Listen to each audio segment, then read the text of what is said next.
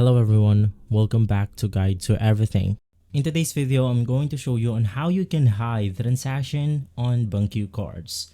Now to answer this question, Bunq Card does not offer a feature to hide specific transactions or delete transaction history due to legal and security reasons. However, you can manage your privacy and security by reviewing your statements regularly, keeping your card details secure, and using trusted sites for transactions according to the Bunq itself. Now, here's why Bunq doesn't allow hiding transactions and what you can do instead.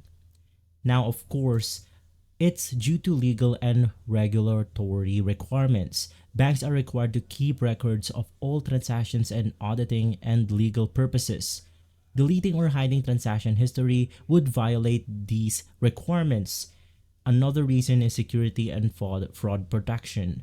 Transaction history is crucial for identifying and preventing fraudulent activities. Allowing users to hide transactions would make it harder to track down suspicious activity. Now, what you can do instead? You can regularly review your statements, report suspicious activity, secure your card details. You want to use strong and secure networks, and consider using sub-accounts.